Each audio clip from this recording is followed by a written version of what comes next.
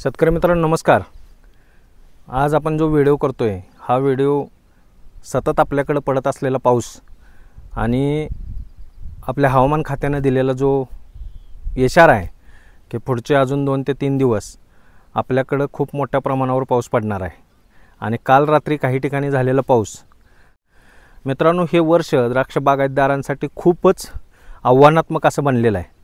कारण खूपच अडचणी दिवसोदिवस वाढत आहेत। म्हणजे आपण विचार करतोय की उद्याचा येणारा दिवस चांगला असेल, पण उद्याचा येणारा दिवस हा कालच्या दिवसापेक्षा अधिक वाईट व्हायला लागला आहे। त्याच्याही पुढे जाऊन मित्रांनो आपल्याकडे आता या सतत पडत असलेल्या पावसामुळे ह्युमिड क्लायमेटमुळे बुरशीजन्य रोगांचा प्रादुर्भाव वाढायला लागला आहे। मग अशा कंडिशनमध्ये आपण जी काळजी घ्यायला पाहिजे ती जर आता आपण योग्य वेळी घेतली नाही तर त्याचा परिणाम असा होऊ शकतो की तुमच्याकडं काडीच्या मॅच्युरिटीपूर्वी तुमच्या पानावर आलेल्या रोगामुळे तुमची पानं जाऊ शकतात आणि परिणामी तुमची काडी पिकणार नाही आणि तुम्ही आत्तापर्यंत केलेला खर्च हा सुद्धा तुमचा वाया जाईल आणि भविष्यातलं उत्पादन सुद्धा तुमचं इम्पॅक्टेड होईल किंवा त्याचीही गॅरंटी राहणार नाही।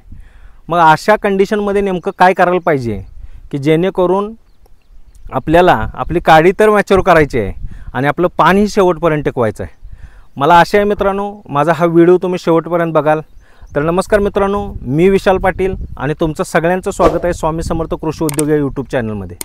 मित्रांनो आता आपल्याकडं जे सगळ्यात महत्त्वाचं आव्हान आहे ते म्हणजे आता कवळ्या पानावर दिसत असलेला डावणी आणि करपा। आणि याचं आव्हान कशामुळे आहे तर आपल्याकडं सतत पडत असलेला पाऊस, जमिनीत नसलेला वापसा, कमी असलेला सूर्यप्रकाश आणि फवारणी केल्यानंतर धुवून जाणारी बुरशीनाशकं याच्यामुळं आपण काही गोष्टी आपल्या कंट्रोलमध्ये येत नाहीत। मग अशा कंडिशनमध्ये काम करत असताना सगळ्यात महत्त्वाची आणि जी बेस्ट प्रॅक्टिस आहे मित्रांनो ती अशी आहे की तुमच्या बागेमध्ये आता जर काही प्रमाणात रोग दिसत असेल तर तुम्ही एकही दिवस गॅप न देता कोणत्या ना कोणत्या बुरशीनाशकाची फवारणी ही घ्यायला पाहिजे। मग याच्यामध्ये जसं आपण प्रत्येक व्हिडिओमध्ये सांगतोय की कुप्रोपिक्स आणि 0050 हे एक बेस्ट कॉम्बिनेशन होते। कुप्रोपिक्स 100 लिटर पाण्याला 250 ते 300 ग्राम आणि 0050 हे खत 200 ते 300 ग्राम। ही फवारणी तुम्ही पानावर पाणी असताना तुमची पानं भिजलेली असताना सुद्धा जरी ही फवारणी घेतली तर तुमच्या बागेत कोणत्याही प्रकारचं स्कॉर्चिंग येत नाही आणि या फवारणीमुळं जो रोग तुमच्या बागेत आहे हा पुढं वाढत जात नाही तर तो जिथं आहे तिथं थांबतो। मित्रांनो तुमच्या बागेत एखादा रोग आला असेल जसं डावणी असेल किंवा करपा असेल आणि हा वाढतो आहे की हा थांबला आहे हे कसं ओळखायचं तर मित्रांनो यासाठी तुमच्याकडं जी नवीन येणारी फूट आहे ह्या फुटीवर जे येणारं नवीन पान आहे हे जर सुस्थितीत असेल, त्या पानावर जर तुमच्या जुन्या पानावरलं इन्फेक्शन वर दिसत नसेल तर समजून चालायचं की तुमचा रोग जिथं आहे तिथं थांबला आहे। आणि जर खालच्या पानावर जी लक्षणं दिसत आहेत, जी बुरशी दिसते, ज्या बुरशीचे बीजाणू दिसत आहेत त्याच पद्धतीनं जर वरच्या पानावर तुम्हाला मायनर जरी इन्फेक्टेड असं ते पान दिसलं तर समजून जायचं की तुम्ही एवढ्या फवारणी केल्यानंतर सुद्धा ज्या रोगाला तुम्ही टार्गेट करून फवारणी करत आहेत हा रोग थांबलेला नाही। आणि मग अशा कंडिशनमध्ये जे सगळ्यात चांगली प्रॅक्टिस सांगितली जाते ती प्रॅक्टिस कोणती आहे मित्रांनो तर ती प्रॅक्टिस आहे तुम्ही इन्फेक्टेड पानं किंवा इन्फेक्टेड फुटी या काढल्या पाहिजेत आणि त्या बागेत न टाकता एका म्हणजे काढत असताना ते एका पिशवीत किंवा एका कापडात गोळा करून हे बागेच्या बाहेर नेऊन टाकायला पाहिजे। पण हे काम करायची आत्ताची वेळ नाही, कारण आत्ता आपल्याकडं रोजच पाऊस पडत आहे आणि अशा पाऊस पडत असताना जर तुम्ही तुमच्या झाडाला जखमा केल्यात तर तुमच्याकडे असलेला रोग अधिक गतीनं वाढू शकतो। खूप सारी लोक आता काही पानं कमी करा किंवा तुमची अवांतर दाटी कमी करा अशा पद्धतीचं जे काही सल्ला देत आहेत हा सल्ला खूप चांगला आहे मित्रांनो, पण या सल्ल्यासाठी तुमच्याकडं वातावरण त्या पद्धतीचं पाहिजे। म्हणजे दिवसाचं किमान 4 ते 6 तास सूर्यप्रकाश असायला पाहिजे, पानं कोरडी व्हायला पाहिजे, तुम्ही केलेली जखम आणि या जखमेवर एखाद्या बुरशीनाशकाची फवारणी घेण्या इतपत तुमच्याकडे वेळ असायला पाहिजे आणि मग तुम्ही ही कामं केलीत तर खूप चांगले रिझल्ट मिळतील। पण अशा दलदलीच्या काळात आणि जिथं सकाळपासून आपल्याकडे पाऊस चालू होतो 2-3 तास मध्ये उघडीप मिळते आणि परत दुपारनंतर पाऊस चालू होतो, हा दुपारनंतर चालू झालेला पाऊस रात्रभर आपल्या पानावर आणि त्या जखमेवर जर पाणी साचवून ठेवत असेल तर हे खूप धोकादायक आहे मित्रांनो. अशा कंडिशनमध्ये तुम्ही झाडाला केलेली जखम ही तुमचा रोग वाढवायला कारणीभूत होईल, ती कमी करायला अजिबात कारणीभूत होणार नाही. मग आता या कंडिशनमध्ये जसं आपण सांगतोय की यावेळी तुम्ही कॉन्टॅक्ट बुरशीनाशकांच्या फवारण्या घेत राहणं प्रत्येक दिवशी, एवढंच आपल्या हातात आहे. आणि ज्या बागा मित्रांनो 70 दिवसाच्या पुढे गेलेल्या आहेत, आता माझ्या पाठीमागे जी माझी बाग दिसते हिला एक बोर्डोचा स्प्रे मी घेतला आहे. जसं आपण बोर्डोच्या फवारणी कशा घ्यायला पाहिजेत हे जे आपल्या मागच्या व्हिडिओमध्ये सांगितलं आहे त्या पद्धतीने या बागेला एक बोर्डोचा स्प्रे घेतला. उलट सुलट 100 लिटर पाण्याला 200 ग्राम मोरचूद, 80 ग्राम चुना आणि स्टिकर. मित्रांनो माझी अजूनही एक विनंती आहे तुम्हाला, तुम्ही यावर्षी बोर्डोची फवारणी घेत असताना मोरचूद आणि चुना सोडून काहीही वापरू नका.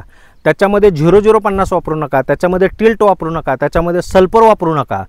तुम्हाला प्रयोगच करायचा असेल तर फक्त एका बागेला या पद्धतीनं प्रयोग करा आणि बाकीच्या सगळ्या बागांना किंवा बाकी तुमचे इतर जे प्लॉट आहेत त्यांना तुम्ही जशा तुमच्या प्रॅक्टिस आहेत तसे बोर्डोची फवारणी घ्या.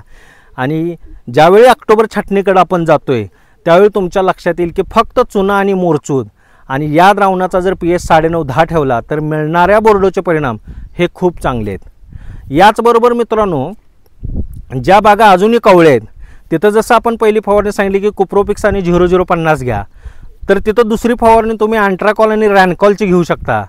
अँट्राकॉल 100 लिटर पाण्याला 250 ग्राम आणि रॅनकॉल म्हणजे बॅसिलस सबटिलस नावाचं जैविक बुरशीनाशक जे डाउनी कार्पा बुरी या तिन्ही रोगासाठी तुम्हाला उपयोगी आहे.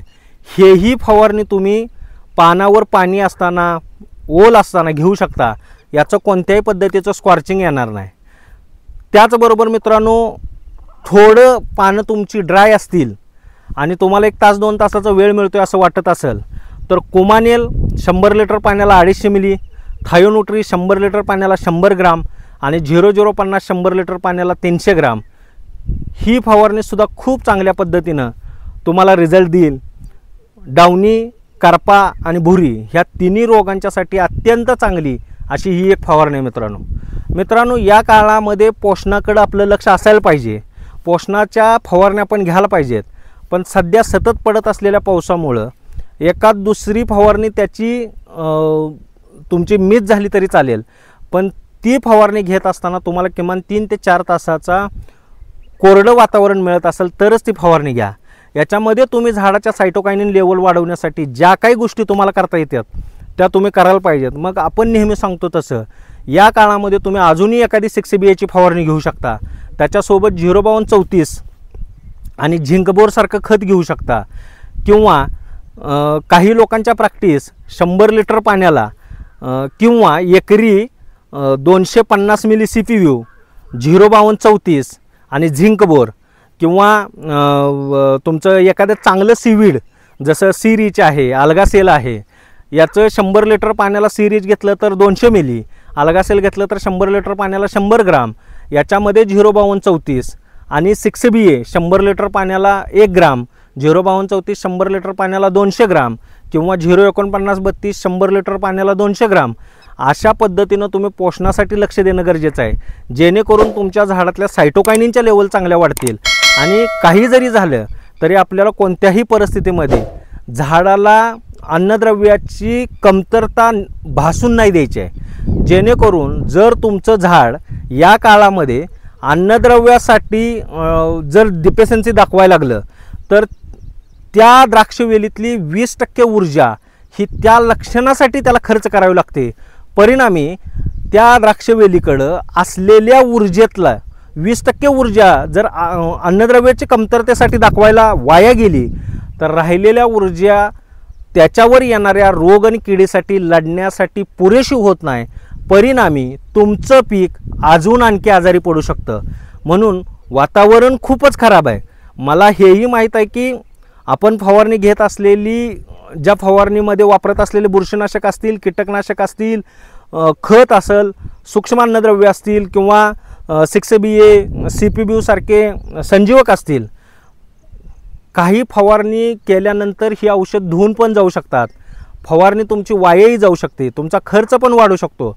पण या वर्षीची परिस्थितीच मित्रांनो अशी आहे की इथं कोणत्याच एका गोष्टीला तुम्ही टार्गेट करून काम करणं आज या क्षणाला तरी परवडणारं नाही. मित्रांनो, आत्तापर्यंत एप्रिल छाटणीमध्ये अगदी 12 ते 13 फवारणीत काडी तयार करणारे खूप सारे शेतकरी आहेत. 20-25 फवारणी म्हणजे अवरेज शेतकऱ्यांच्या 20 फवारणीमध्ये एप्रिलची काडी तयार होत होती. पण हे पहिलं वर्ष असं आहे मित्रांनो, 50-50, 60-60 फवारण्या झाल्यानंतर सुद्धा आज ही कोणत्याही बागायतदाराला शुअरिटी नाही की माझ्या बागेला माल कसा लागेल किंवा माझ्या काडीची मॅच्युरिटी कशी होईल. तर मित्रांनो, काडीची मॅच्युरिटी आणि पानांचं टिकणं हीच गुरुकिल्ली असणार आहे आपल्या भविष्यातल्या द्राक्ष उत्पादनाची. आणि हे करायचं असेल तर जसं मी सांगितलं, पानाच्या संरक्षणासाठी तुम्हाला बुरशीनाशकांच्या फवारण्या या घ्यायलाच लागणार आहेत. तुमच्याकडे पाऊस कितीही पडत असू दे, तुम्हाला थोडा चान्स मिळाला की तुम्ही फवारणी घ्यायची आहे. आणि अन्नद्रव्य व्यवस्थापनासाठी आपण जसं सांगितलं की 6B आहे, CPV आहे, 05234 आहे, 0050 आहे, झिंक बोर आहे. याच्या सोबतीनं तुम्ही क्लस्टर नावाचं ऑर्गॅनिक पोटॅश आहे, ज्याच्यात 2 फवारण्या 100 लिटर पाण्याला 200 मिली असं त्याचं प्रमाण आहे. हे जर तुम्ही 6ABA सिलिकॉनच्या सोबत घेऊ शकता. हे तुम्ही तुमचं CPV आणि सिलिकॉनच्या सोबत घेऊ शकता. CPV चिलेटेड कॉम्बीच्या सोबत घेऊ शकता.